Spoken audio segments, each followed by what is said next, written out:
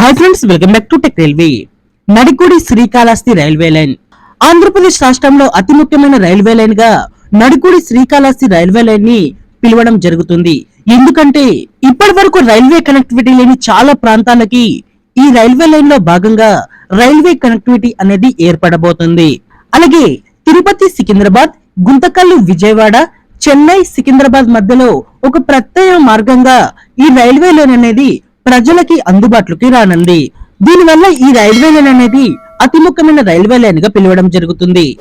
ఈ railway line లో భాగంగా సోమవారం రోజు దర్శి ప్రాంతంలో మనకి ఒక గూడ్స్ ట్రైన్ అనేది వచ్చింది. ఈ గూడ్స్ ట్రైన్ ని చూడడానికి చాలా మంది ప్రజలు కూడా వచ్చారు. ఒకసారి మనం ఈ రైల్వే లైన్ మ్యాప్ లో ఎక్స్ప్లెయిన్ చేసుకుందాం. మీకు ఈ రైల్వే లైన్ గురించి పూర్తి వివరాలతోటి ఒక వీడియో చేయడం జరిగింది. ఎవరైనా ఆ వీడియో చూడని వాళ్ళు ఉంటే చూడండి. మీకు ఈ రైల్వే లైన్ మీద పూర్తిగా క్లారిటీ అనేది వస్తుంది.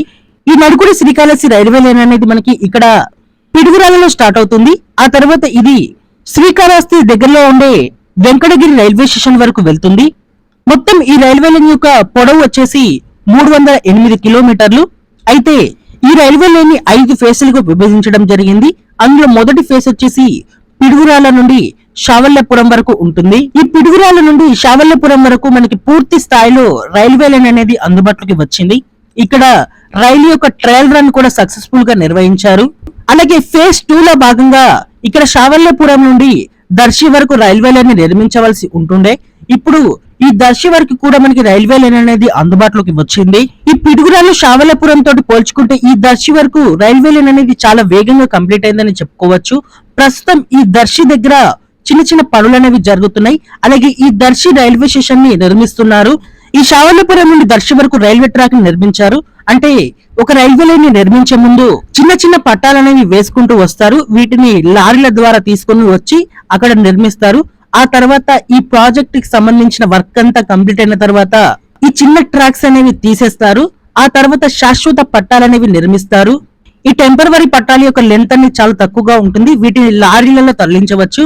ఈ శాశ్వత పట్టాల యొక్క లెంత్ అనేది చాలా ఎక్కువగా ఉంటుంది. వీటిని కేవలం రైళ్లలోనే తరలించవలసి ఉంటుంది. ఈ టెంపరవరీ పట్టాల మీద గూడ్స్ ట్రైన్ అనేది నడుస్తూ ఉంటుంది. వెనకాల శాశ్వత పట్టాలని తీసుకుంటూ వేసుకుంటూ వస్తూ ఉంటారు.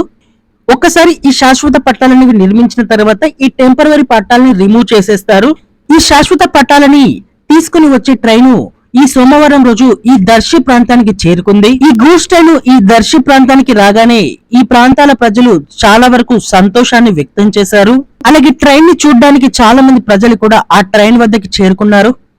ఈ దర్శి వరకు శాశ్వత పట్టాలనేవి కంప్లీట్ అవుతే ఈ నెలలో కంప్లీట్ అవుతే మే నెలలో ఇక్కడ ఒక ట్రైన్ అనేది పరుగులు పెట్టే అవకాశం అనేది ఉంది.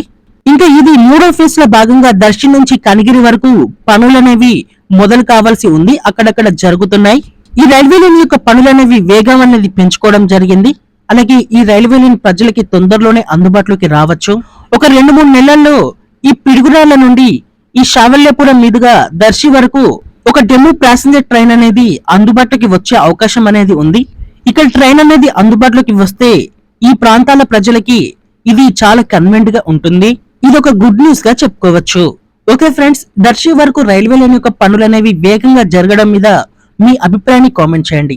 అలాగే ఈ రైల్వే లైన్ వెళ్లే ప్రాంతాల ప్రజలు ఎవరైనా మన వీడియో చూస్తుంటే ఒక్కసారి మీ అభిప్రాయాన్ని కింద కామెంట్ చేయండి.